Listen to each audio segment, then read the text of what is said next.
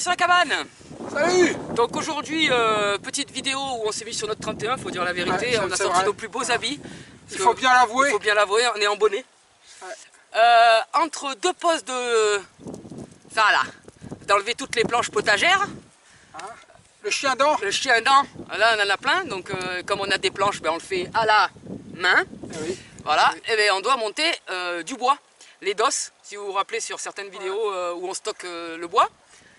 Donc on a décidé de se mettre sur notre 31 pour vous montrer comment on le monte pour éviter de faire 50 000 allers-retours et éviter de justement avoir mal comme on a pu faire au début de la maison, tu vois, avec un gros bourrin comme moi qui portait les poutres sur le dos, sur l'épaule. Donc une petite technique pour terrain en pente. Ouais, pas que, ça peut servir pour tout le monde, ça évite de faire des voyages. Oui, alors après on peut le faire en terrain plat aussi. Mais en terrain en pente, franchement, gardez l'astuce. En terrain en pente, en tout cas, c'est bien motorisé. Ouais, c'est ça. Après, on n'est pas obligé de faire la version motorisée. Oui, non. Voilà. Là, nous, on se sert de ça là parce que bon, on est des grosses feignasses. Bah, c'est surtout que c'est en pente. C'est surtout qu'on n'en peut plus. Quand c'est lourd, c'est un peu compliqué. Voilà, c'est ça. Donc, on va vous montrer ça tout de suite. C'est parti. Allez, go.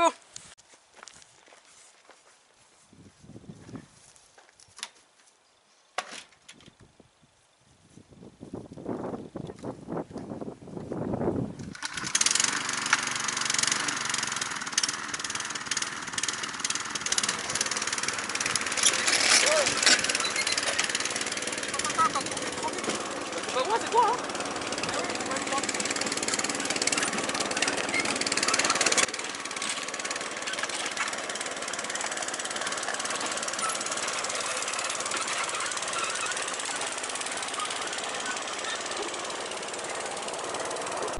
Ouais, en force grave. Hop. Hop. Voilà. La petite technique, désolé pour la vidéo. Et là, ça monte. Oh là là, c'est dur. En fait, le plus dur, c'est la montée. Je sais pas si on voit bien, parce qu'il y a un peu le contre-jour. Hop. J'essaye de vous mettre Eric au moins. Voilà. Hop. Et on va vous détailler ça tout de suite. Alors, bah, voilà l'attelage. Donc, alors au niveau de la brouette, il faut absolument... déverrouiller la benne. Vous voyez, la benne, vous voyez, elle est soulevée pour qu'elle puisse travailler sur son axe ici. Là.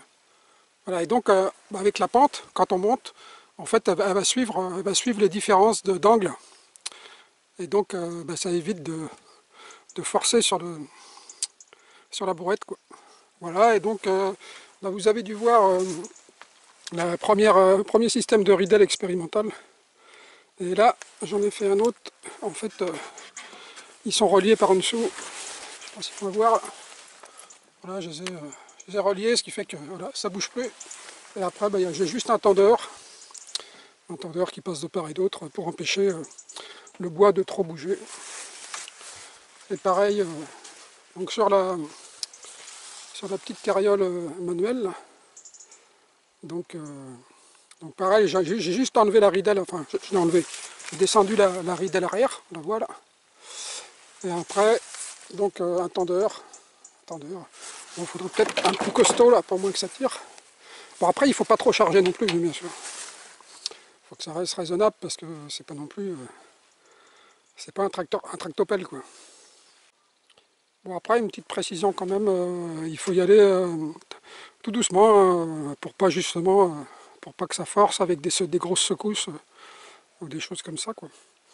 Vous voyez, moi je tourne quasiment, c'est quasiment au ralenti quoi. Mais bon, c'est la vitesse de la marche, c'est très bien quoi.